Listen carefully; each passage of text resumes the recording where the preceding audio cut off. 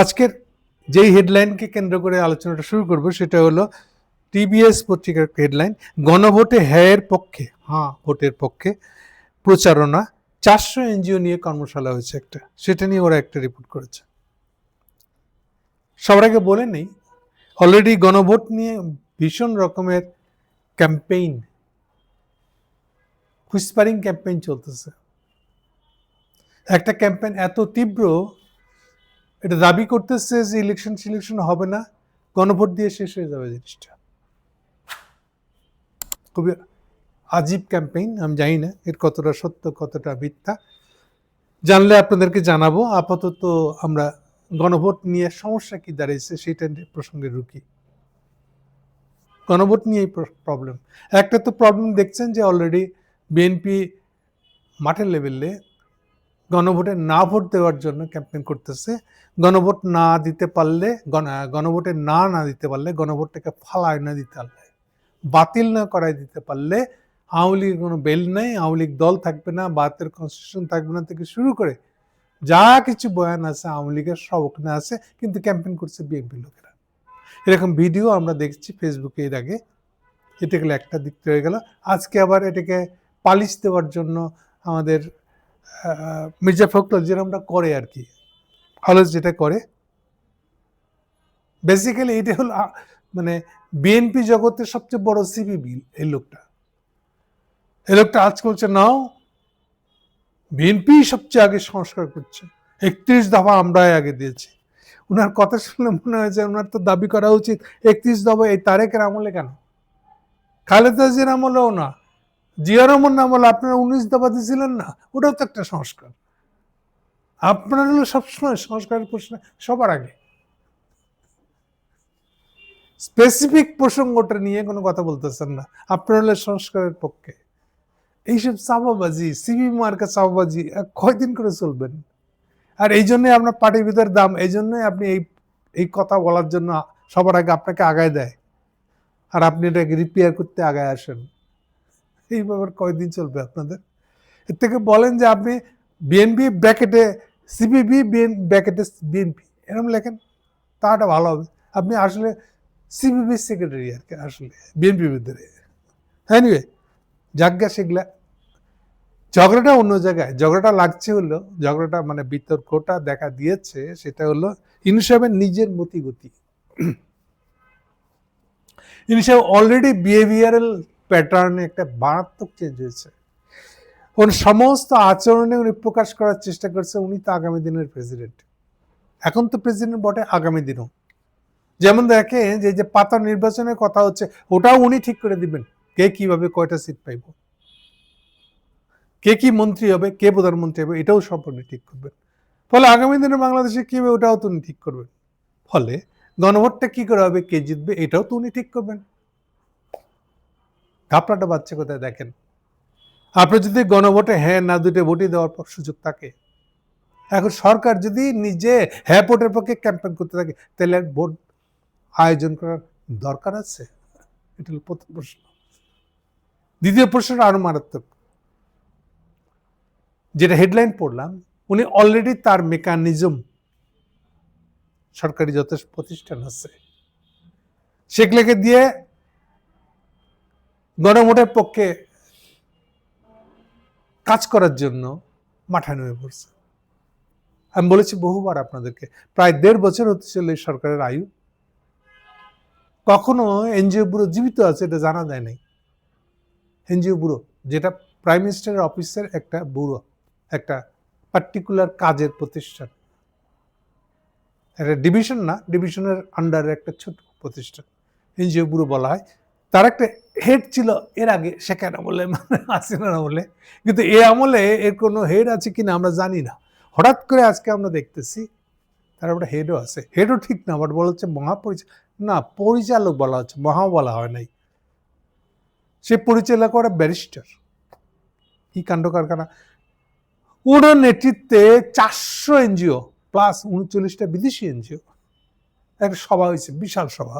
400 NGO মানে বুঝতে পারেন, 400 এনজিও জায়গা দিতে গেলে না হলো 500-600 লোকের বসার অ্যারেঞ্জমেন্ট, খাওয়ার অ্যারেঞ্জমেন্ট করতে হয়েছে।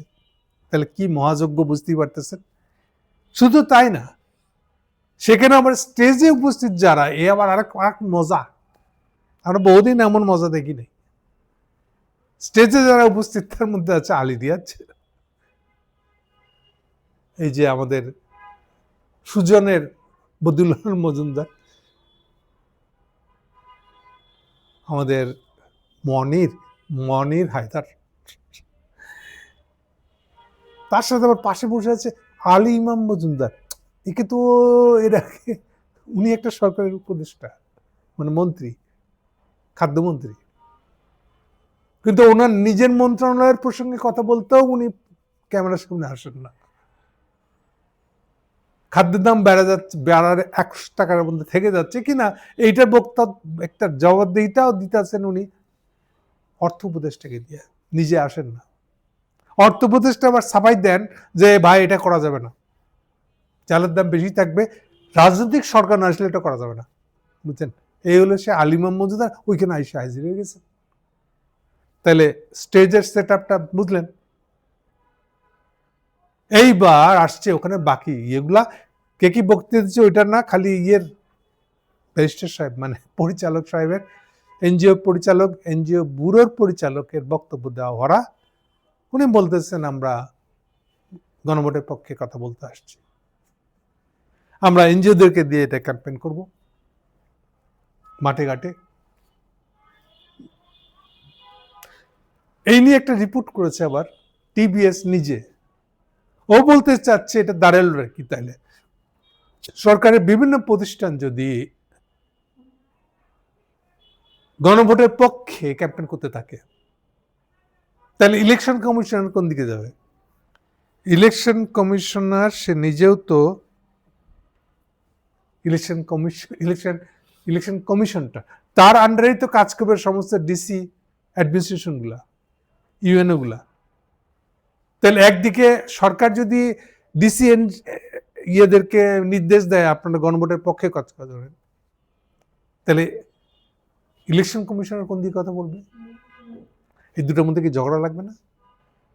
আরো প্রশ্ন, ইউনূস সাহেব কি নিজে হ্যাঁ ভোটের পক্ষে প্রচারণা চালাইতে পারেন?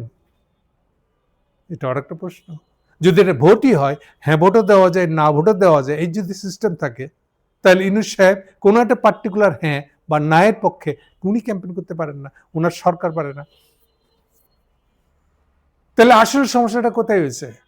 একদম এক্স্যাক্টলি বললে সমস্যাটা তৈরি হচ্ছে খোদ এই কমিউনিস্ট আলিয়াস মাথাতে কমিউনিস্ট, বাস্তবে উনি এখন আমেরিকান সিটিজেন, আমেরিকান স্বার্থ রক্ষা ওনার দায়িত্ব, কিন্তু কার্যত উনি একটা কমিউনিস্ট আসলে, মানে মাথা ভর্তি কমিউনিজমের চিন্তা। এগুলো কেমনে ডিল করতে হয়? হ্যাঁ না ভোট তো কমিউনিজমে নাই, ভোটই নাই, তো বলে উনি এটার মধ্যে এই সমস্যাগুলো কে করে বুঝবে? মেইন সমস্যাটা তৈরি করেছেন আলী রিয়াজ সাহেব নিজেই। গণভোটটা কি করে আয়োজন করতে হয়, তার প্রাইমারি রিকোয়ারমেন্টটা কি থাকে এবং সেগুলো কি করে এই ধরনের বিতর্কে এড়াতে হয়, ডিজাইনটা করছেন উনি যেভাবে। সরকারের রোলটা কি হবে গণভোটের প্রসঙ্গে, এইটা কখনোই উনি চিন্তাই করেন না, মাথায় আসে নাই তার। সরকার একদিকে আয়োজক, আরেকদিকে গণভোটটার হ্যাঁ বা না এর পক্ষে থাকতে পারবেন না, উনি থাকতে পারেন না। সরকার শুধু ইউনূস সাহেব না, সরকারের যতগুলো প্রতিষ্ঠান আছে এগুলো থাকতে পারবে না। তাহলে এর মাঝখান দিয়ে ওনাকে তাহলে একটা ডিজাইন করতে হতো, গণভোটটা আয়োজন করবে কি করে। কিন্তু মাথায় তো কমিউনিস্ট, মাথায় তো এগুলো নাই, এগুলোর জটিলতা নিয়ে ভাবনা চিন্তা করার যোগ্যতা না, তার যোগ্যতা আছে না তার কিছু আছে। এর উপরে আবার বোধ উনি এবং ইউনূস সাহেবের প্রধান আগ্রহ হলো ইলেকশনটা আবার যেভাবেই হোক, গণভোট যেভাবে হোক, ওর ভিতরে আবার তাদের একটা ইন্টারেস্ট আছে, সেই ইন্টারেস্টটাও কাভার করতে হবে, এমন ভাবে করতে হবে। আর এই ইন্টারেস্টটা আবার এত ডমিনেটিং, রুস্তুমিওয়ালা, যে ওনার তো মনে করেন আরে কি আছে, এটা আমি এই জন্য শুরুতে বলছিলাম ইউনূস সাহেব তো নিজেকে এখনই প্রেসিডেন্ট ভাবা শুরু করছে, বলে উনি যেটা করবেন এটাই হবে, কোন দলকে কয়টা সিট দিবে এটাও ঠিক করবে, কে প্রধানমন্ত্রী হবে কে স্বরাষ্ট্রমন্ত্রী হবে এটাও তো উনি ঠিক করবেন, বলে এগুলো নিয়ে এত চিন্তার কি আছে। এই অ্যাটিচিউড দিয়ে যখন উনি গণভোট করতে আসছেন তখন তার পরিণতি এরকম হবে। ফলে এই প্রশ্নগুলো থেকে যাচ্ছে, ইলেকশন কমিশনের হাত দিয়ে ফলাইছে, সরাসরি বলতেছে ওনারা যদি হ্যাঁ ভোট বা না ভোটের পক্ষে কথা বলে থাকেন, তাহলে কিন্তু ভুল হইতেছে। মানে উনি দেখতে চাইবেন না যে সরকারের প্রতিষ্ঠানগুলা, সরকারের কর্মচারীগুলা হ্যাঁ ভোটের পক্ষে কাজ করতেছে না ভোটের পক্ষে কাজ করতেছে, এইটা আমরা তলে হাত দিয়ে দেখবো না। যদি করে থাকে তাহলে খারাপ। এই বলে আমরা দায়িত্ব শেষ করলাম। এই হচ্ছে ইসির অবস্থান। ফলে পুরো ব্যাপারটা হয়ে দাঁড়িয়েছে কি, একদিকে ইলেকশন কমিশনার ইলেকশনটা করতেই পারবেন না, কন্ডাক্ট করতে পারবেন না, পরিচালিত করতে পারবেন না সরকারি কর্মচারী ছাড়া। স্পেসিফিক্যালি যারা প্রশাসনিক কর্মচারী, ডিসি এসডি অফিসের সাথে, ইউনিয়ন অফিসের সাথে যারা জড়িয়ে আছে, তাদেরকে ছাড়া করতে পারবেন না। তার সে স্টাফ নাই, অথচ এই স্টাফগুলা ইয়ের আন্ডারে, ইউনিসেফের আন্ডারে, সরকারের আন্ডারে, ডাইরেক্ট আন্ডারে। ফলে ইউনিসেফ যদি ওনাদেরকে একটা নির্দেশ দেয়, এই এনজিও গুলো যদি একটা আয়োজন করে ওদেরকে নির্দেশ দেয়, এনজিওদেরকে নির্দেশ দেয়, এই নির্দেশটা ইম্প্যাক্ট ফেলবে না? তখন কি হবে? সোজা কথা হলো, অন্তর্বর্তী সরকারের নির্বাহী আদেশ ইসির নিয়ন্ত্রণে থাকা কর্মকর্তাদের গণভোটের একটি নির্দিষ্ট ফলাফলের পক্ষে প্রচারণায় নামাতেই প্রবলেম তৈরি হবে। ফলে সার কথা হচ্ছে, এটা একটা জোড়া তালি দেওয়া, যেভাবে এটা করে বলা, এরকমই একটা বোধ সকল ইলেকশন এবং গণভোট দুটাই এইভাবে হচ্ছে, আমরা শিওর থাকতে পারি। এবং এটা নিয়ে যে কোনো পক্ষই প্রশ্ন তুলবে, যে হারবে বা যার ক্ষতি হবে সে এটা নিয়ে প্রশ্ন তুলবে, এটা আমরা আগ করে ধরে নিতে পারি। তারপরে এই যে আজকে থেকে, গতকালকে থেকে গণভোটের পক্ষে বিশেষ যে প্রচেষ্টা, আমি যতদূর জানি আজকে শফিক তার প্রেস সচিব, উনি একটা বিশেষ এই ক্যাম্পেইনের বিষয়টা স্পষ্ট করছেন যে ইউনিসেফ আজকে থেকে গণভোটের পক্ষে লেগে গেছেন। এটাকে কেউ কেউ ব্যাখ্যা করছে যে গণভোটই হবে, ইলেকশন হবে না। আবার সেটা হোক বা না হোক, ইউনিসেফ গণভোটের পক্ষে লাগিয়ে যাবেন, এটাও তো শুনতে ভালো লাগবে না। এরকমই একটা কিছু হতে যাচ্ছে আর কি আগামীতে, আমরা ধরে নিতে পারি। Thank you.